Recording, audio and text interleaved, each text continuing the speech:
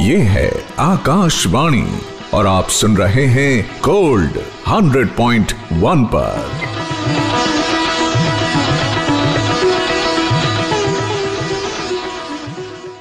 नमस्कार। आज के मेहमान कार्यक्रम में मैं नीलम मलकानिया आप सभी का स्वागत करती हूँ। आज हमारे साथ स्टूडियो में है एक बेहद खास शख्सियत। स्टूडियो में हमारे साथ हैं केंद्रीय आवासन और शहरी विकास राज्य मंत्री श्री कौशल किशोर जी। आज बातचीत के माध्यम से आपके कृतित्व को और आपके व्यक्तित्व को थोड़ा और जानेंगे। कौशल जी, आपका हमारे स्टूडियो में बहुत बहुत स्वागत।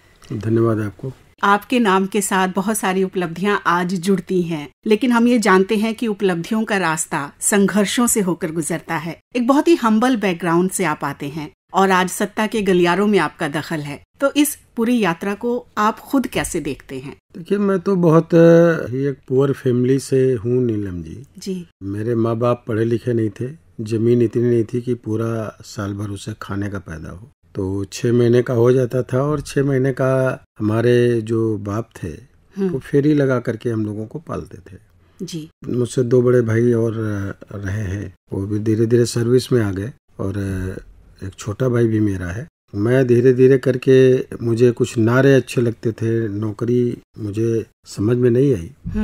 तो कुछ लोग कम्युनिस्ट पार्टी के लोग मेरे गांव में थे, तो नारे लगाते थे, जब तक भूखा इंसान रहेगा धरती पर तूफान रहेगा, जो जमीन को जोते वो जमीन का मालिक होवे जी, धनो धरती बढ़ के रहेगी, भूखी जनता चुप न रहेगी। इस तरह के नारे मुझे ज्यादा पसंद आते थे, तो मैं उनके साथ जुड़ गया। तो भारतीय कम्युनिस्ट पार्टी से जुड़ा तो उससे चुनाव भी मैं लड़ता गया। हालांकि मेरी हैसियत चुनाव लड़ने की नहीं थी, लेकिन मैं लड़ता गया। मेरे दिमाग में था कि एक बार विधायक मुझे बन करके लोगों की मदद करनी है। गुंडागर्दी, सामंतशाही मेरे क्षेत्र में बहुत थी, उसको खत्म करने के लिए जी। मैं 6 चुनाव हारा लगातार, और 7वां चुनाव में जब जीता तो उसके पहले मेरा पार्टी में विवाद हो गया सीपीआई में कुछ मुद्दों को लेकर के। तो मैंने एक अलग राष्ट्रवादी कम्युनिस्ट पार्टी का गठन किया। तभी तक उसका रजिस्ट्रेशन नहीं हो पाया था। तो निर्दलीय में 2002 में लखनऊ में मलिहाबाद विधानसभा क्षेत्र से जनता ने मुझे करीब 25,000 वोटों से निर्दलीय चुनाव जिताया जी। और उस चुनाव में आपको बताया नीलम जी कि मेरा 2,500 रुपए ही लगा कुल। और वो भी मेरे बड़े भाई टेकचंद थे, उन्होंने नॉमिनेशन में फीस का पैसा दिया था, वही लगा। बाकी सारा पैसा जनता लगाती थी जी। और इसलिए मैं जनता के लिए उपलब्ध रहा हमेशा, और मैं उनके लिए बोला। और मैंने ये बोला था कि जितने लोग वोट मुझे देते हैं, मैं भले हार जाता हूँ, लेकिन वो किसी के पास न जाए, मेरे पास आए और मैं उनका काम करूंगा। तो काम नहीं होता था, मैं धरना प्रदर्शन आंदोलन करके मैं और मेरी पत्नी जय देवी कौशल, आज वो भी विधायक हैं 2 बार से जी। तो इस तरह का आंदोलन करके जो है हम निकल करके आए। फिर हम 2003 में मुलायम सिंह की सरकार में हम लेबर के श्रम राज्य मंत्री बन गए।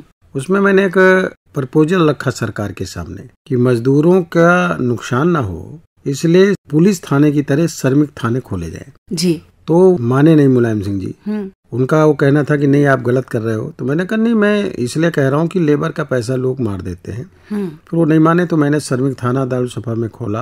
मैं वही पीड़ितों की कहानी, उनकी जुबानी कार्यक्रम करता था। 3500 से ज्यादा मुकदमे उसमें लिखा है, लगभग 3000 मुकदमे उसमें सॉल्व कराए हमने, प्राइवेट थाना खोल करके। एक महमूदाबाद सीतापुर में भी थाना इस तरह का खोला हमने। ये तो बहुत ही अनोखा प्रयोग हाँ, ये अनोखा प्रयोग हमने नीलम जी किया। और आज भी मैं इस बात से सहमत हूँ कि जब ये थाने होंगे तो श्रमिकों का शोषण किसी कीमत पे नहीं होगा जी। मिनिमम वेज उनको मिलेगा, और उनको जो मजदूरी का पूरा पैसा है, जो तमाम लोग मार लेते हैं, काम कराते नहीं देते, उनको हक मिलेगा, नहीं तो मुकदमा लिखा जाएगा। गरीब आदमी मजदूरी करने जाता है, इसलिए उनका हक नहीं मारा जाना चाहिए। प्रपोजल मैंने उस समय रखा तो नहीं माने, तो फिर मैंने इस्तीफा दे दिया मुलायम सिंह की सरकार से। 8 ही महीने में मिनिस्टर रहा जी। चाइल्ड लेबर पे भी मेरा अलग सोच थी। पत्रकारों ने मुझसे पूछा कि चाइल्ड लेबर पे क्या है, तो मैंने कहा दी चाइल्ड लेबर पे मैं इस बात पे सहमत हूँ कि वही बच्चा काम करने जाता है जिसके घर में कोई कमाने वाला नहीं है, वरना हर बच्चा पढ़ना चाहता है। तो मैंने अभी चाइल्ड लेबर का जो कानून है वो ये है कि जिसके यहाँ चाइल्ड लेबर मिलेगा, बाल श्रमिक, उस आदमी को मुकदमा लिखा जाएगा, जेल जाएगा, जुर्माना होगा, लड़के को दूसरी जगह भेज दिया जाएगा या छुड़ा दिया जाएगा, उससे उसके घर की समस्या हल नहीं होगी। ये भी प्रपोजल मैंने उस समय तत्कालीन मुलायम सिंह सरकार जी को दिया था कि जो बाल श्रमिक है उससे 4 घंटे काम कराए और 8 घंटे का उसे पूरा पैसा दे, और 4 घंटे मालिक उसको स्कूल में भेज करके पढ़ाए सजा के तौर पे, ये उसके ऊपर जुर्माना होना चाहिए। हाँ, यानी उसकी मदद भी हो गई, आर्थिक मदद, और पढ़ाई भी प्रभावित नहीं हुई। पूरी हो गई। तो ऐसे हम चाइल्ड लेबर को आगे बढ़ा सकते। इस बात पर भी वो सहमत नहीं थे। लेकिन मेरा एक प्रपोजल था, और ये प्रपोजल जो है देश के उन बच्चों के लिए था जो मजबूरी में मजदूरी करते हैं, क्योंकि उनकी भी इच्छा होती है जब वो देखते हैं कि छोटे छोटे बच्चे स्कूटर पर, गाड़ियों पर बैठ करके अटकेलियां करते हुए, बस्ता लादे हुए जाते हैं। तो वो बच्चा जो काम करता है, कहीं मजदूरी करता हो या होटल पे काम करता हो, जिससे कोई प्यार से बात नहीं करता, वो भी सोचता मेरे माँ बाप होते तो मैं भी इन बच्चों की तरह पढ़ने जाता, इस तरह की जो है दुत्कार नहीं सहता। ये इसको मैंने देखा है नजदीक से, तो इसलिए मैंने ये प्रपोजल दिया, और आज भी मेरा ये प्रपोजल जीवित है। मुझे पूरा विश्वास है कि आने वाले समय में माननीय मोदी जी की सरकार जरूर इस पर काम कर रही है और करेगी। आज तो मोदी जी 80 करोड़ जनता को मुफ्त में राशन दे रहे हैं, 10 करोड़ महिलाओं को गैस सिलेंडर चूल्हे दे दिए, 4 करोड़ लोगों को आवास दे दिए जी। आगामी भी 2 करोड़ लोगों को आवास देंगे। किसानों के खाते में 6-6 हजार रुपए साल में जा रहा है। 55 करोड़ जनता को मुफ्त में इलाज मिल रहा है। तो आज चाइल्ड लेबर की जो है उनको ये सारी चीजें, भोजन उपलब्ध हो रहा है। मेरे घर पे 3 लोग आए जिनकी उम्र, एक महिला की थी 46 साल, लेकिन वो मुश्किल से 1.5 फुट की थी। उसका भाई भी 42 साल का, वो भी 1.5 फुट का, एक 35 साल का, वो भी 1.5 फुट का। तो उनका विकलांग सर्टिफिकेट बना था जी। तो वो मेरे पास मदद के लिए आए। तो मैंने कहा तुम्हारी दुकान खुलवा देंगे। मैंने कहा घर कैसे चलता है? कहा मोदी जी की वजह से चलता है। तो प्रधानमंत्री मोदी जी जो राशन देते हैं उससे हमारा परिवार चलता है। तो मेरे समझ में आया कि जो मैंने प्रपोजल बनाया था उसका तो मोदी जी ने मुफ्त राशन देकर के, मुफ्त इलाज देकर के, मुफ्त आवास देकर के पूरा कर दिया जी। आज चाइल्ड लेबर की मुझे लगता है कि मजबूरी में कोई मजदूरी करने जा रहा हो तो जाए, वरना उसको सारी सुविधाएं मोदी जी के द्वारा अपने आप मिल रही हैं। तो ये हमारे जो मन की इच्छा थी, मैं समझ रहा हूँ उसको पूरा करने का काम आदरणीय प्रधानमंत्री ने। जैसा अभी बातचीत में आपने बताया कि पहले आप 6 चुनाव हारे भी, तो अक्सर ऐसा होता है जब इस तरह की परिस्थिति का सामना करते हैं तो कई बार मन डामाडोल होने लगता है। ये प्रश्न मन में खड़े होते हैं कि क्या हम सही राह पर हैं या नहीं हैं। वो क्या प्रेरणा थी जिससे आप आगे बढ़ते चले गए और ये हार भी रही लेकिन लोगों का साथ भी रहा, उनका काम भी आप करते रहे? किस चीज से प्रेरित होते थे? असलियत में मैं पूरी तरीके से ये कॉन्फिडेंस में था जी कि सच बात एक ना एक दिन लोगों को माननी पड़ेगी। मैं सच बात ही उनको बताता था और हर बार बढ़ता चला गया। और जितने लोग वोट दिए मैंने उनसे कहा किसी के पैर छूने मत जाना, किसी नेता के पास मत जाना, मैं हूँ तुम्हारा विधायक जी, मेरे से काम लो। हाँ। तो काम नहीं होता था तो मैं और पत्नी मिल करके उनको लेकर के धरना और प्रदर्शन करते रहते थे, तो उनके काम भी होते थे जी। तो उन लोगों ने एक विधायक और सांसद से ज्यादा मेरे ऊपर भरोसा किया और खुद वो पैसा लगाते थे जी, चंदा लगाते थे, सहयोग लगाते थे, झंडे बैनर बनाते थे तो टेलर बैनर सिलता था, हाथ से लोग लिखते थे। तो इस तरह का पूरा सहयोग, एक तरीके का एक आंदोलन था वो जी। और इसकी वजह से मन विचलित न कभी हुआ, आज भी मेरा मन विचलित नहीं है, क्योंकि आदरणीय प्रधानमंत्री मोदी जी ने एक टारगेट फिक्स किया 2047 तक विकसित भारत बनाना जी। तो विकसित भारत का मतलब है विकसित परिवार और आत्मनिर्भर परिवार। उसी के लिए सारी योजनाएं प्रधानमंत्री जी ने बनाने का काम किया जी। तो वो जो योजना है जो अपने देश का भला चाहता है, मैं समझ रहा हूँ सबको मोदी जी के साथ जुड़ना चाहिए। और मोदी जी ने बोला ना कि 100 साल एडवांस सोचते हैं, इसीलिए G20 में उन्होंने कहा कि एक पृथ्वी, एक परिवार, एक भविष्य जी। यानी पूरी पृथ्वी एक परिवार की तरह है, उसका भविष्य भारत निर्धारित करेगा। तो भारत निर्धारित करेगा विकसित भारत बनके। इसलिए मोदी जी 2047 तक इसको विकसित भारत बनाना चाहते हैं कि दुनिया में सभी लोगों को सारी सुविधाएं मिले और वो सुविधाएं दिलाने का काम भारत करे। ये मोदी जी का सपना है जी।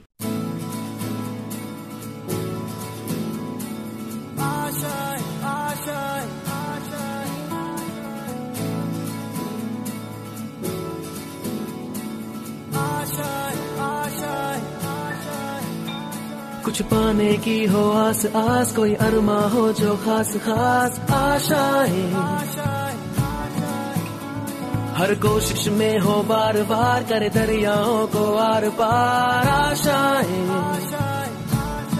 तूफानों को चीर के मंजिलों को छीन ले, आशाएं खिले दिल की, उम्मीदें हंसे दिल की, अब मुश्किल नहीं कुछ भी,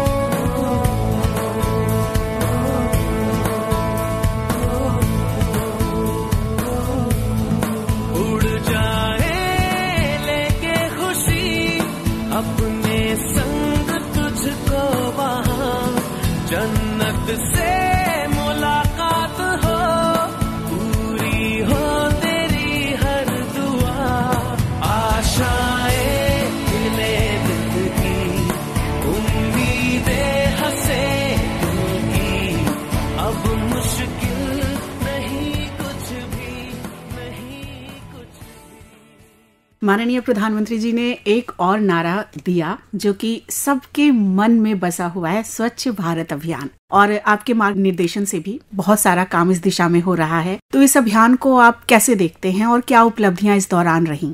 देखिए नीलम जी, माननीय प्रधानमंत्री जी जब आए तो पहली बार ही पार्लियामेंट में बोले कि सन 2022 तक हम चाहते हैं कि अंतिम व्यक्ति के पास उसका अपना निजी घर हो, उसमें चूल्हा हो जो सुबह शाम जलता हो यानी रोजगार हो जी, उसमें बल्ब हो जो 24 घंटे जलता हो यानी बिजली हो, उसमें नल हो जो पानी देता हो यानी रोटी कपड़ा मकान सारी चीजें। ऐसा टारगेट तय किया आदरणीय प्रधानमंत्री मोदी जी ने। शहरों को स्वच्छ बनाने के लिए 100 शहर चुने स्मार्ट सिटी, और स्मार्ट बनाने के लिए 1,000 करोड़ रुपए सभी शहरों को दिया। 100 शहरों को जी स्वच्छ बनाने के लिए 4900 शहर SBM 2.0 जब लाया, स्वच्छ भारत मिशन 2.0, तो उसमें दिया, और वहां पर भी बहुत अनलिमिटेड पैसा देने का काम किया। कचरा मुक्त शहर बनाने के लिए जी, पानी की निकासी हो, जो वेस्ट प्रोडक्ट निकलता है, जो तमाम चीजें गीला कचरा सूखा कचरा अलग अलग करके उसको फिर से ठीक किया जाए, रिसाइकलिंग किया जाए जी, ऐसा योजना बना करके पूरी मॉडल की तरीके से लागू करने का काम किया। तो हमारे शहर कचरा मुक्त हैं और डोर टू डोर कचरे का कलेक्शन हो रहा है। एक आंदोलन का रूप देने का काम आदरणीय प्रधानमंत्री मोदी जी ने किया जी। शहरों में लोगों को काम भी मिले, इसके लिए प्रधानमंत्री स्वनिधि योजना पटरी दुकानदारों के लिए लागू की। 78 लाख लोगों को 10,000 रुपए बगैर ब्याज का लोन, अगर वो जब अदा कर दें तो 20,000, वो अदा कर दें तो 50,000। ऐसे पटरी दुकानदार, ये प्रधानमंत्री जी का कॉन्सेप्ट है कि छोटा दुकानदार और बड़ा दुकानदार एक साथ दुकान होगी तो छोटा सामान और बड़ा सामान लेने वाले लोग एक साथ रहेंगे तो कोई कस्टमर भी किसी को छोड़ करके नहीं जाएगा। ये मोदी जी का जो विचार है, एक ऐसा अनोखा विचार है जो दुनिया में अभी तक किसी ने नहीं सोचा, लेकिन मोदी जी ने सोचा है और उसको लागू करने का काम कर रहे हैं जी। प्रधानमंत्री जी ने युवा शक्ति देवो भव कहा, और जब वो ऐसा कहते हैं तो युवाओं में जो छिपी हुई असीम क्षमता है, ऊर्जा है, उसको रेखांकित करते हैं। ऐसे में नशा मुक्ति आंदोलन जो है, मैं उसका यहाँ जिक्र जरूर करना चाहूंगी। युवाओं से जुड़ी चीज है, युवाओं के सहयोग से आगे बढ़ी, और साथ में आपने इस दिशा में बहुत काम किया, बहुत लोगों को प्रेरित किया है। मैं चाहूंगी कि इस बारे में आप हमें जरूर कुछ बताएं। आदरणीय प्रधानमंत्री जी मोदी जी ने 15 अगस्त 2020 को लाल किले के प्राचीर से बोला था कि हमारे हिंदुस्तान के लोग, युवा पीढ़ी नशे से दूर रहे, और उसके लिए उन्होंने सामाजिक न्याय एवं अधिकारिता मंत्रालय की तरफ से 272 जनपद चिन्हित किए और नशा मुक्त भारत अभियान की शुरुआत की जी। ये एक विडंबना है कि मैंने अपने जीवन में कभी भी शराब की एक बूंद जीभ पर नहीं रखा और एक गुटखा मसाला या एक सिगरेट का कस नहीं लिया। मेरा खुद का बेटा एक आकाश किशोर, घर का नाम जेबी, वो नशे के चक्कर में शराब में पड़ गया, दोस्तों के चक्कर में। मुझे 4 साल बाद पता चला, मैंने उसको एडमिट कराया, ठीक हो गया, शादी कर दी। उसकी बीबी है, श्वेता नाम है, और उसका एक बच्चा है, कृष्णा नाम है। शादी होने के बाद फिर दोस्तों के चक्कर में पड़ गया और फिर उसको कई जगह एडमिट कराया, ठीक नहीं हुआ। विगत 19 अक्टूबर 2020 को उसकी डेथ हो गई हॉस्पिटल में। उसकी चिता में आग लगाते समय मैंने संकल्प किया था कि अगर ये नशे की शुरुआत नहीं करता तो आज मेरे बीच में जिंदा रहता। और तभी से हमने तय किया कि जो लोग नशा नहीं करते उनको नशे के खिलाफ उनके अंदर एक डर पैदा करना है, सामाजिक, आर्थिक और उसका शारीरिक और मानसिक नुकसान का एक डर पैदा हो जाए। जैसे जहर के प्रति डर पैदा है तो लोग जहर नहीं खाते जी। नशे के प्रति डर पैदा हो जाए कि कैंसर हो जाएगा, किडनी खराब हो जाएगी, लीवर डैमेज हो जाएगा। मैं अपना उदाहरण देकर के लोगों को बताता हूँ, टारगेट तय करता हूँ। तो अभी 31 दिसंबर 2023 तक हमने 23 करोड़ लोगों को नशा न करने का संकल्प कराया है जी। 31 दिसंबर 2024 तक हम 40 करोड़ लोग जो नशा नहीं करते उन्हें नशे से दूर रखने का संकल्प कराना है। तो इसमें तमाम यूनिवर्सिटी, विश्वविद्यालय, एकेडमिक लोग, कवि, साहित्यकार, लेखक, योग से जुड़े हुए लोग हमारे साथ जुड़े हुए हैं। आदरणीय प्रधानमंत्री जी विकसित भारत, आत्मनिर्भर भारत के साथ साथ माननीय गृह मंत्री माननीय अमित शाह जी ने ये भी नारा दिया है कि हम 2047 तक नशा मुक्त भारत भी बनाने का काम करेंगे जी। तो उस पर एक काम करने का काम कर रहे हैं, और इसके लिए जो है मेरी अपील भी है सभी लोगों से कि अपने बच्चों को नशे से बचाएं। नशे से बचाने के लिए नशे के खिलाफ एक डर पैदा करें। जैसे जहर के प्रति एक डर पैदा होता, बच्चों में डर पैदा हो जाएगा तो नशे की तरफ निश्चित तरीके से नहीं जाएंगे। और जो लोग भी नशा करते हैं जी, अपने बच्चों के खातिर उनको नशा धीरे धीरे कम कर देना चाहिए, छोड़ देने चाहिए। जब नशे के कस्टमर नहीं होंगे तो नशे की दुकानें अपने आप बंद हो जाएंगी। जहर की दुकानें आज इसलिए नहीं है क्योंकि जहर खाने वाले लोग नहीं है, कस्टमर नहीं है, इसलिए खाने वाला जहर नहीं मिलता जी। उसी तरह जैसे लोग नॉनवेज नहीं लेते, कुछ लोग वो नॉनवेज की दुकान पे नहीं जाते। तो जब नशे के कस्टमर नहीं रहेंगे तो नशे की दुकान पे नहीं जाएंगे और ऐसी दुकानें फिर अपने आप बंद हो जाएंगी और पूरी दुनिया नशे से परेशान है जी। इसलिए 26 जून को विश्व नशा निषेध दिवस, 31 मई को विश्व तंबाकू निषेध दिवस। मैं समझ रहा हूँ पूरी दुनिया परेशान है। एक जन आंदोलन है और ये मोदी जी के नेतृत्व में सफल होगा। विकसित भारत, आत्मनिर्भर भारत के साथ साथ स्वच्छ और स्वस्थ भारत बनाने के लिए नशा मुक्त भारत भी बनेगा। जी, सही कहा आपने, क्योंकि जिन परिवारों ने ये दंश झेला है सिर्फ वो समझ सकते हैं कि कितना दर्दनाक ये रहता है, ये प्रक्रिया पूरी कितनी पीड़ादायक है और परिवार का हर सदस्य इससे प्रभावित होता है। तो ऐसे में आप जो मीडिया के माध्यम है अनेक, उनकी क्या भूमिका देखते हैं और आकाशवाणी को आप कहाँ आंकते हैं? इस तरह के जन आंदोलनों में लोगों को प्रेरित करने में क्या भूमिका है? मुझे अच्छी तरह मालूम है ये, क्योंकि पहले हम लोगों के यहाँ शादी होती थी तो जिसको साइकिल, घड़ी और रेडियो मिल जाता था, ये माना जाता था कि उसको बहुत दहेज मिल गया गाँव में जी। रेडियो लोग हाथ में लेकर के कान में लगाए सुना करते थे, ऐसा गांव में था। मुझे सौभाग्य है कि मेरे गांव में पहला रेडियो मेरे भैया लेकर के आए थे मेरे घर पे जी। तो हम लोग सोचते थे कि इसमें कोई आदमी बैठे रहते, क्या छोटे छोटे थे, बच्चे थे, पता नहीं था। तो रेडियो आज भी गांव में दूर तक है। मैं समझ रहा हूँ कि आकाशवाणी इसके लिए एक बहुत बड़ी भूमिका अदा कर सकता है, मीडिया बहुत बड़ी भूमिका अदा कर सकता है। प्रचार हो जाएगा लोगों में कि इससे ये नुकसान होता है। आज शराब पीने वाला लोग अपने को फैशन मानते हैं, शादी में, बारातों में, फंक्शन में, यहाँ तक कि नौकरी में जो नियुक्ति पत्र पाते हैं, पार्टी होगी तो नशे की पार्टी होगी। तो मैं जहाँ जहाँ भी गया आदरणीय प्रधानमंत्री जी के निर्देश पे रोजगार मेले में, वहाँ पर मैंने इन चीजों को बोला कि पार्टी करो लेकिन घर में, लेकिन नशे की पार्टी नहीं। मैं आज आकाशवाणी के माध्यम से नीलम जी पूरे देश को बताना चाहता हूँ कि त्योहार आ रहा हमारा होली का जी। होली के त्योहार को नशा मुक्त होली का त्योहार मनाएं। त्योहार में किसी भी प्रकार का नशे का सेवन न करें जी। और इससे बचें। जो नए साल आते हैं, 31 दिसंबर को जब आता है तो बड़े पैमाने पे लोग नशा शुरू करते हैं। नशा बेचने वाले खुद नशा नहीं करते, लेकिन वो ऑफर देते हैं, पहला पैक फ्री, एक पैक फ्री। उसमें लोग ले जाते हैं, फंसा देते हैं, फिर उनके जीवन को बर्बाद कर देते हैं। एक साजिश के तहत हमारे देश के नौजवानों को नशे में डालने का प्रयास किया जा रहा है। एक कॉन्स्पिरेसी, एक साजिश है। मैं आकाशवाणी के माध्यम से लोगों से कहना चाहता हूँ, अपने अपने बच्चों को बचाएं, नशे से दूर रखें। नशे से दूर रहेंगे तो बच्चे जीवित रहेंगे और वो लगभग 90 से 100 साल, 110 साल की जिंदगी भी पाएंगे। उनका परिवार भी स्वस्थ रहेगा, अच्छी जिंदगी पाएंगे, झगड़ा मुक्त रहेगा। नशे से बचेंगे तो अपराध मुक्त होंगे।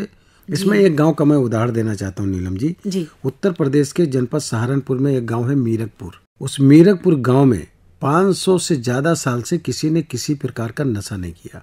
वाह। मैं उस गांव गया जी। उस गांव में गया तो मैं और विधायक जी, मेरी पत्नी जयदेवी कौशल, जब उस गांव को मैं घूमा तो एक भी घर कच्चा नहीं मिला। उस गांव में घर जो बने हैं, बड़े बड़े पक्के पक्के गेट लगे हुए, ट्रक चला जाता है। गांव में सहमति है, आमने सामने आया, एक ट्रक घर में चला गया, वो बाहर निकल गया, फिर आ गए।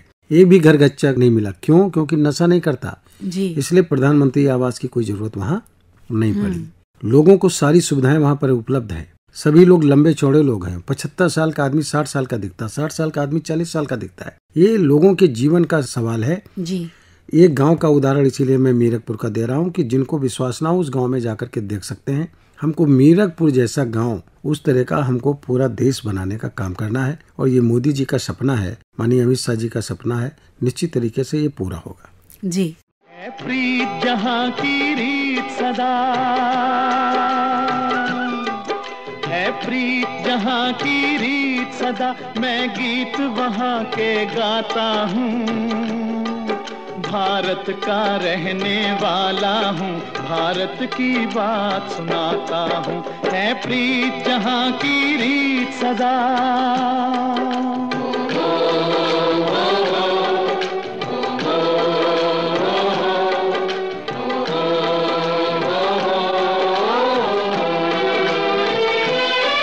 काले गोरे का भेद नहीं, हर दिल से हमारा नाता है।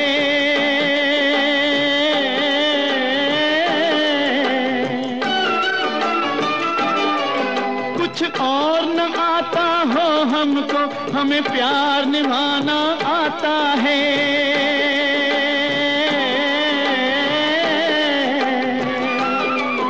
जिसे मान चुकी सारी दुनिया हो, जिसे मान चुकी सारी दुनिया, मैं बात वही दोहराता हूँ। भारत का रहने वाला हूँ, भारत की बात सुनाता हूँ। है प्रीत जहाँ की रीत सदा। G20 जो अभी हमारे यहाँ शिखर सम्मेलन हुआ, जिसे कि महासम्मेलन कहा गया, और पूरी दुनिया में भारत का डंका इस सम्मेलन की वजह से बजा। जी जी। तो इन उपलब्धियों को भी आप कैसे देखते हैं? जो नया भारत है उसको आप कैसे देखते हैं? क्या तस्वीर आपके मन में आती है? आदरणीय प्रधानमंत्री नरेंद्र मोदी जी ने जो नए भारत की कल्पना की है और जिसके लिए उन्होंने अपना पूरा एक रोड मैप तैयार कर दिया है। हम मंत्रियों के साथ जब वो मीटिंग करते हैं, 5-5 साढ़े 5 घंटे बैठ करके सुनते रहते हैं। और फिर कैसे प्राकृतिक खेती हो, यानी केमिकल फ्री फसल हमारी पैदा हो जी। इसके अलावा भारत में वो सारी चीजें उपलब्ध हों, हमारी टेक्नोलॉजी दुनिया की नंबर 1 हो, हम रोजगार के क्षेत्र में नंबर 1 पे हों, हम पूरी तरीके से शिक्षा के क्षेत्र में हम दुनिया में नंबर 1 पे जाए जी। हमारी जो भाषाएं हैं उनका विकास हो, डेवलपमेंट हो, दुनिया में हम किसी भी क्षेत्र में जाए, चाहे टेक्नोलॉजी हो, चाहे रोजगार का क्षेत्र हो, चाहे वो कृषि का क्षेत्र हो, चाहे विज्ञान का क्षेत्र हो, चाहे शिक्षा का क्षेत्र हो, ऐसा एक बेहतर भारत बने जिसमें किसी भी प्रकार की कोई कमी ना रहे जी। ऐसा मोदी जी ने पूरी तरीके से एक उसका ढांचा तैयार करने का काम किया है जी। कहीं किसी को प्रॉब्लम ना हो। देखिए, तो इसीलिए प्रधानमंत्री मोदी जी इंफ्रास्ट्रक्चर पर बड़ा ध्यान देने का काम करते हैं। हमारा देश गुलामी के अवशेष से दूर हटे और गुलामी के अवशेष खत्म किए जाएं, इसलिए राजपथ को कर्तव्य पथ और जॉर्ज पंचम की फोटो हटा करके हमारे देश के क्रांतिकारी सुभाष चंद्र बोस जी की प्रतिमा लगाने का काम किया। आप देख रहे होंगे कि इंग्लिश भाषा बड़ी तेजी से जो है बोली जाती थी। प्रधानमंत्री मोदी जी जब से आए तब से हर डिपार्टमेंट में अंग्रेजी के साथ साथ हिंदी में भी वर्जन लिख करके जाने लगे। तो इस तरह से भाषा को भी प्रमोट करने का काम प्रधानमंत्री मोदी जी कर रहे हैं जी। प्रधानमंत्री जी का कहना है गुलामी के अवशेष अगर रहेंगे तो गुलामी की मानसिकता बनी रहेगी जी। हमें गुलामी याद नहीं आनी चाहिए, गुलामी के अवशेषों को खत्म करना है। इसलिए अगला जो भारत बनेगा मोदी जी के नेतृत्व में, विकसित शहर, स्मार्ट शहर और स्मार्ट गांव जी। गांव और शहर की दूरियां जो है वो किलोमीटर में भले रहें लेकिन विकास में किसी प्रकार की कमी ना रहे। जो शहरों में सुविधाएं वो गांव में सुविधाएं। इसीलिए मोदी जी ने लोगों को मुफ्त में राशन, मुफ्त में इलाज, गैस सिलेंडर चूल्हे दे करके, अगर कोई अरबपति गैस से खाना बना रहा है तो झोपड़पट्टी में रहने वाला भी गैस से खाना बना, बराबरी का दर्जा देने का काम। 3 करोड़ महिलाओं को लखपति दीदी बनाना, स्वयं सहायता समूह से लोगों को जोड़ करके आगे निकालना। तो इस तरीके का जो कल्पना का एक साकार रूप देने का आदरणीय प्रधानमंत्री मोदी जी कर रहे हैं जी। वो एक ऐसा भारत बनेगा जो दुनिया के लोग आएंगे, भारत से सीखेंगे। जैसे ही प्रधानमंत्री जी ने आयुष्मान भारत योजना लागू की, 50 करोड़ जनता को मुफ्त में इलाज, तमाम देश के लोग आकर के यहाँ पर सीखने आए कि कैसे आप दे रहे हैं, कैसे दे रहे हैं जी। 80 करोड़ जनता को मुफ्त में राशन, पाकिस्तान में 22 करोड़ जनता को पैसे से राशन नहीं मिल रहा है। तो लोग ताजुब मान रहे हैं कि कैसे आप दे रहे हैं। और अर्थव्यवस्था भी अगर देखें तो हमारा देश जो है 11वें पोजीशन पे था 2014 के पहले, आज 5वीं पोजीशन पे अर्थव्यवस्था में है। और मोदी जी ने कहा तीसरी बार जब हम आएंगे तो तीसरे नंबर पे हम अपने देश को लेकर के आएंगे जी। तो हर क्षेत्र में, और यूपीआई हमारा बहुत सारे देशों में चल रहा है जी। तो हर क्षेत्र में पूरी तरीके से मोदी जी हर विधा में माहिर हैं और उनकी जो टीम है वो देश के निर्माण के लिए काम कर रही है। मैं समझ रहा हूँ आप भी उसी का एक अंश हैं जो काम करने का काम कर रहे हैं। और हम सब लोगों को मिल करके राष्ट्र के निर्माण में विकसित भारत, आत्मनिर्भर भारत, स्वच्छ और स्वस्थ भारत बनाने के लिए सबको एकजुट होकर एक आंदोलन के रूप में हमें काम करना चाहिए, जिससे हम पूरी दुनिया से बेहतर हिंदुस्तान बना सकें जी। कई बार जब हम देखते हैं कि अलग अलग आयोजनों के लिए शहरी विकास के दौरान सड़कों का चौड़ीकरण किया जाता है, शहरों का सौंदर्यीकरण किया जाता है, तो जब नया नया बदलाव होता है तो लोग बहुत देखभाल करते हैं, सुंदर लगता है पूरा शहर। धीरे धीरे थोड़ी लापरवाही दिखाने लगते हैं, कई बार किसी आवेश में आकर वो अपनी ही संपत्ति को नुकसान भी पहुंचाते हैं। तो उन लोगों को आप क्या कहेंगे? मैं चाहती हूँ कि आपके द्वारा एक मार्गदर्शन उन्हें मिले कि जैसे हम अपने घर का रखरखाव करते हैं वैसे ही अपने शहर, अपना जो ज़िला है, अपने जो तहसील है उसको भी वो बचा कर रखें। देखिए, प्रधानमंत्री माननीय मोदी जी ने, नीलम जी, जब 2 अक्टूबर 2014 को जी स्वच्छ भारत मिशन के लिए जब अपने हाथ में झाड़ू उठाया तो लोगों की शर्म खत्म हो गई कि प्रधानमंत्री झाड़ू उठा सकते हैं, तो लोग गर्व महसूस करने लगे। तो आप देखे होंगे एक आंदोलन चला होगा, आप लोग भी किए होंगे कि अपने हाथ में झाड़ू लेकर के साफ सफाई अभियान करके फोटो खींच करके डालना। जी जी, एक आंदोलन का रूप ले लिया।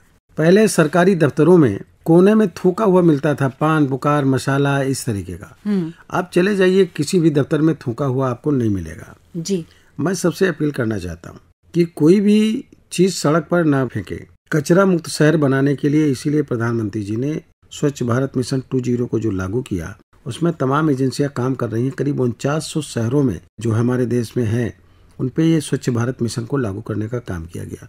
अब उस पे जो है कचरा मुक्त बनाने के लिए, कचरे से ही हमारी गंदगी फैलती है, तो डस्टबिन रखे गए, डस्टबिन में डालें। अपना सूखा कचरा, गीला कचरा अलग अलग करें। हमारी जिम्मेदारी है कि अपने शहर को हम साफ सफाई रखने का काम करें। घर के साथ साथ हम साफ सफाई का ध्यान रखें। अपने घर के सामने की नाली को अगर अपने हाथ से साफ कर देंगे और एक फोटो खींच करके भी डालेंगे, दूसरे लोग इससे प्रेरित होंगे। हमको आंदोलन का रूप लेना चाहिए, इसमें शर्म नहीं लगनी चाहिए। और इसलिए सभी लोगों से मेरी अपील है कि घर के साथ साथ अपना मोहल्ला, अपना शहर आप इस तरह का रखें। और इसके लिए एक उदाहरण मैं दूंगा। गुजरात में सूरत शहर में एक विधानसभा मांडवी है, वहाँ पर एक गांव है पिपरिया। वो स्मार्ट गांव, मुझे जाने का मौका मिला। मैंने कहा कैसे स्मार्ट है? उन्होंने कहा 10 साल से हमारे यहाँ प्रधान का चुनाव नहीं हुआ। हमने फिर कहा में स्मार्ट है, 10 साल से किसी ने शराब नहीं पिया। हर महीने पूरे गांव के लोग हम इकट्ठा होते हैं, पूरे गांव की साफ सफाई करने का काम करते हैं। 5 साल में वहाँ पुलिस नहीं गई। मैंने कहा क्यों? इसलिए कि 5 साल में कोई चोरी नहीं हुई, तू मैं नहीं हुआ, क्योंकि हमारा गांव नशे से मुक्त है, हमारे में यूनिटी है, हम एकजुट होकर के काम करते हैं। तो उस पिपरिया गांव की तरह से हमको स्मार्ट मोहल्ले बनाने हैं, स्मार्ट शहर बनाने हैं। सब अपनी अपनी जिम्मेदारी को निभाने का काम करें। स्वच्छ भारत बनाने के लिए अपने घर की तरह अपने पास पड़ोस मोहल्ले और शहर को भी साफ रखें, गंदा ना करें। यही मेरी सबसे अपील है। और ये कंपटीशन अपने मन में लाएं। हमारा डिपार्टमेंट इसके लिए एक सर्वे कराता है और उनको फर्स्ट, सेकंड, थर्ड इस तरह के प्राइज भी देता है। मैं सबसे अपील करूंगा कि फर्स्ट प्राइज के लिए हर व्यक्ति अपने शहर को लाने के लिए स्वच्छता अभियान में शामिल होने का काम करे। जी, तो हम अपने श्रोताओं से यही कहेंगे कि बिल्कुल भी ये मौका जो है वो हाथ से ना जाने दें और इस अभियान का हिस्सा जितनी जल्दी हो सके वो बने और साथ में विजेता भी बन सकते हैं। ये बताइए सर कि वैसे तो आपको फुर्सत कम ही मिलती होगी, क्योंकि जैसा कि आपने बताया तो हमें आपकी बातों से भी अंदाजा हो रहा है कि आप लोगों से आपका जुड़ाव बहुत है। जो लोग आप पर भरोसा करते हैं आप उन्हें कभी निराश नहीं करते। लेकिन जब भी कभी ऐसा होता है कि थोड़ा सा भी समय फुर्सत का मिलता है, तो उस दौरान आपके क्या शौक हैं, कैसे पूरा करते हैं, वो पल कैसे बिताते हैं आप फुर्सत के? मेरी तो अजीब सी एक बात है ये कि मेरी जिस दिन शादी थी तो मैं बारात लेके गया और नॉमिनेशन दाखिल करने का पहला आखिरी दिन था जी। तो मैं वहाँ से बड़े भैया से चुपके से बता के चलाया, पहले नॉमिनेशन किया, फिर शाम को लौट के गया, तब पत्नी को विदा करा के जी। मेरा जनता से जुड़ा हुआ आंदोलन है। मेरा शौक ही है जनता के लोगों के बीच में रहना, उनकी समस्या हल करना। रात में 12, साढ़े 12, 1 बजे बिस्तर पे पहुंचता हूँ। थोड़ी बहुत देर टीवी न्यूज वगैरह देख करके, और पत्नी विधायक है, उनसे बातचीत करके, बच्चों से बात करके, उसी में है मेरा। अब मेरा इस तरह का कोई शौक नहीं। शौक मेरा ये है कि जन आंदोलन खड़ा होना चाहिए पूरी तरीके से विकसित भारत, आत्मनिर्भर भारत बनाने के लिए। जी। मोदी जी 18 घंटे काम करते हैं इस देश का बेहतर निर्माण करने के लिए। जो 1947 में मेक इन इंडिया का नारा होना चाहिए वो मोदी जी ने आके दिया। अगर 1947 में मेक इन इंडिया का नारा दे दिया गया होता तो आज हमारा देश विकसित भी होता और आत्मनिर्भर भी होता। हमें दूसरी तरफ देखना नहीं पड़ता। हमारे सब लोगों का एक एक पल जो है वो लोगों को अपने देश के विकास के लिए लगाने की ज़रूरत है। तो व्यक्तिगत मेरा कोई अब शौक नहीं है। व्यक्तिगत शौक तो मेरा केवल ये है कि वो राजनीति जिससे लोगों का राज हो, अपना नहीं, लोगों का राज हो, जनता का राज हो, ऐसी राजनीति करने का काम करना है। और इसलिए मैं चाहता हूँ, चाहे वो किसान हो, चाहे मजदूर हो, चाहे व्यापारी वर्ग हो, चाहे शिक्षक वर्ग हो, चाहे किसी भी ट्रेड के लोग हों, वो लोग जनता का राज कायम करने के लिए जी, जिसके लिए मोदी जी दिन रात एक काम करते हैं। अपने लिए नहीं, देश के लिए लोगों को काम करने की जरूरत है। और ये शौक जिस दिन लोगों के अंदर आ जाएगा वो निश्चित तरीके से हमारा राष्ट्र का निर्माण हो जाएगा। हमारे क्रांतिकारियों का जो देश के लिए अपनी जान की कुर्बानी देने का काम किया, उनका शौक था देश की आजादी के लिए अपनी जान को भी कुर्बान कर देना। इसलिए उन्होंने व्यक्तिगत अपने के लिए कुछ नहीं किया जी, देश के लिए किया। और राष्ट्र के निर्माण के लिए, विकसित भारत, आत्मनिर्भर भारत बनाने का अगर शौक पैदा कर लेंगे अपने अंदर, ये हावी बना लेंगे, तो मैं समझ रहा हूँ उन तमाम चीजों से दूर हो जाएंगे जो उनको विचलित करने का काम करती हैं जी। और ये निर्माण जो है राष्ट्र के निर्माण के लिए मैं समझ रहा हूँ सबसे बड़ा योगदान होगा। और मैं भी उसी मुहिम से माननीय प्रधानमंत्री मोदी जी के जुड़ा हूँ। अब आखिरी सांस इस देश के निर्माण के लिए और लोगों की हित के लिए हम लोगों की समर्पित रहेगी जी। और इस पूरी प्रक्रिया में महिलाओं की भूमिका को कैसे देखते हैं आप? देखिए, महिलाओं की भूमिका बहुत बड़ी है। अगर मेरी पत्नी मेरे साथ नहीं होती तो शायद मैं यहाँ तक भी नहीं आ पाता। आज तो वो खुद 2 बार विधायक बन गई हैं, लेकिन वो भी दिन रात काम करती हैं। एक घटना बता रहा हूँ, एक आदमी मेरे घर पे आया और वो सुबह सुबह पहुंच गया घर पे। मेरा पुराना साथी था, तो मेरी पत्नी झाड़ू लगा रही थी, बाहर अकेले थी। उन्होंने पूछा क्या बात है दादा? उन्होंने कहा तुमको क्यों बताया? वो समझा कि नौकरानी है। तो फिर जब मैं आया तो बताया, बात बताई मैंने। क्या बात? में कहा कि ये जो महिला आपके यहाँ खड़ी है ये मुझसे कहाँ पूछ रही थी? अब नौकरानी आपके घर की मुझसे कहाँ पूछेगी?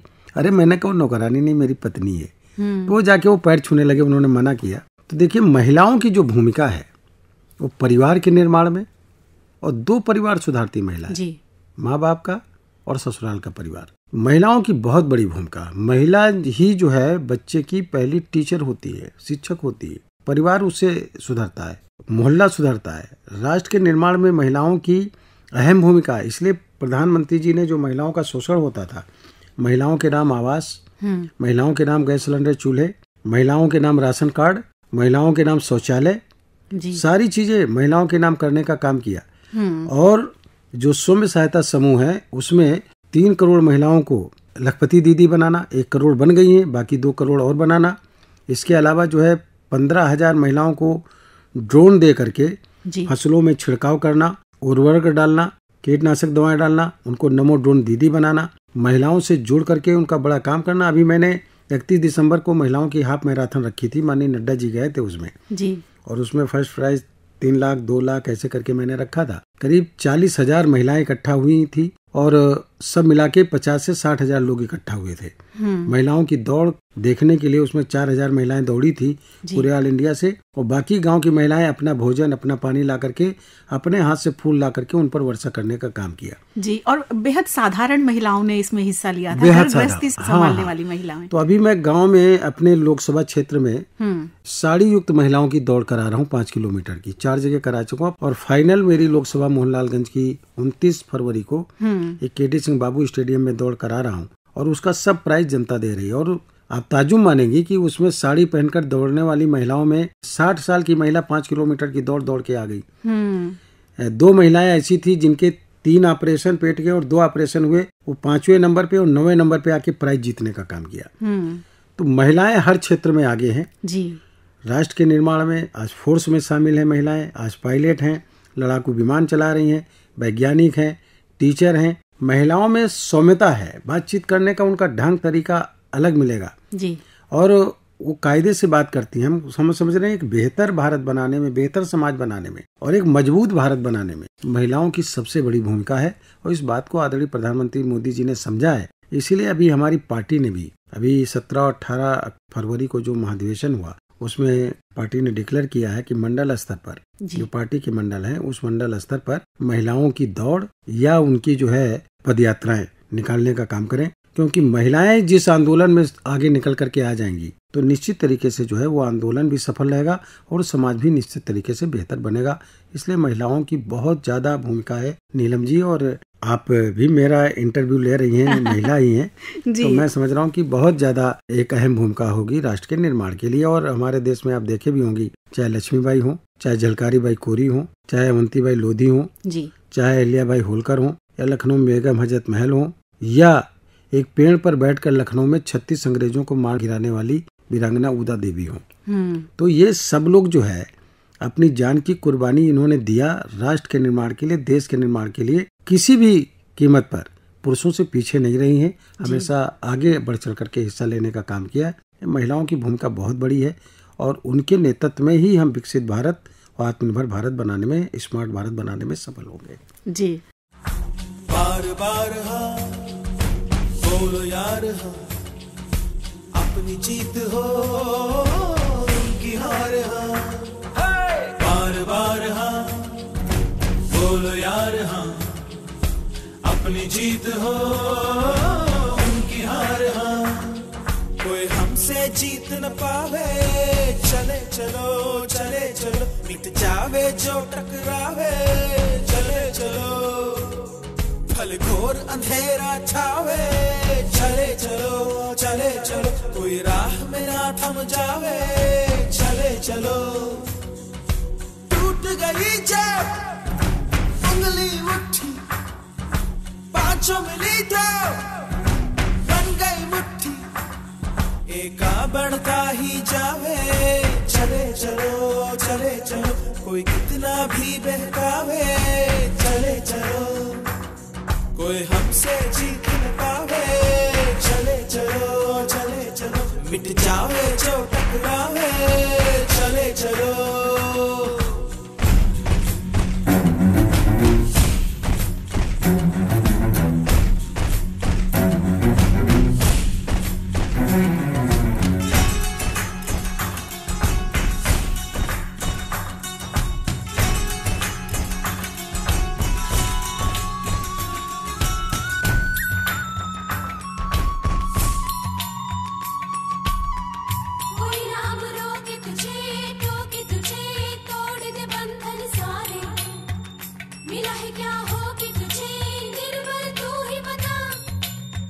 कभी न दुख झेलेंगे खेलेंगे ऐसे कि दुश्मन हारे, कि अब तो ले लेंगे हिम्मत का रास्ता, धरती हिला देंगे सबको दिखा देंगे, ना चाहे क्या पर चाहे क्या, हम जग पे छाएंगे, अब ये पाएंगे हम लोगों का दर्जा है क्या,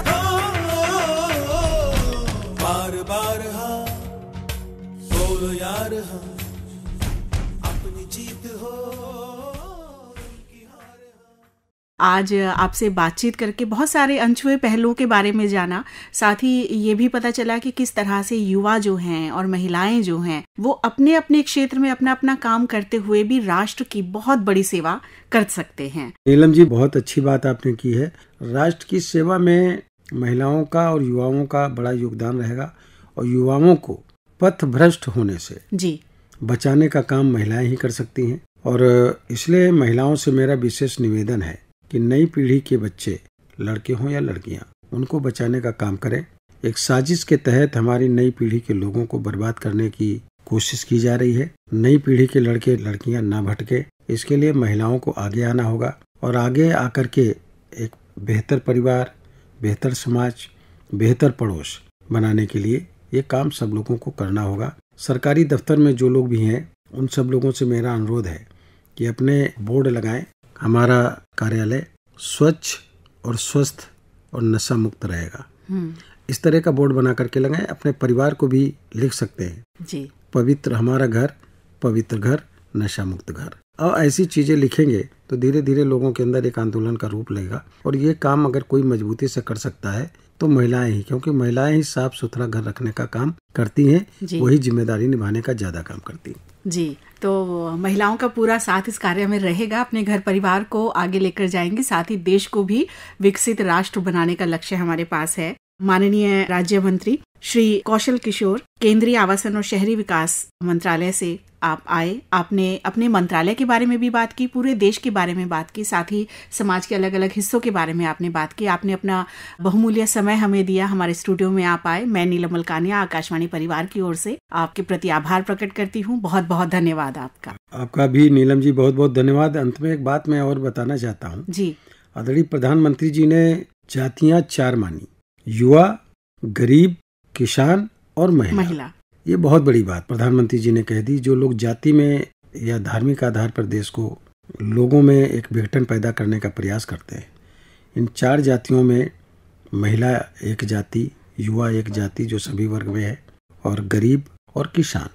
मैं समझ रहा हूँ यही सबका एक मान करके प्रधानमंत्री जी के इस मानक को लेकर के हम सबको चलना चाहिए जी, जिससे राष्ट्र के निर्माण में अहम भूमिका अदा कर सकते हैं हम लोग। जी बिल्कुल, बहुत बहुत धन्यवाद सर। धन्यवाद नीलम जी, आपका भी बहुत बहुत धन्यवाद। ये है आकाशवाणी और आप सुन रहे हैं गोल्ड 100.1 पर।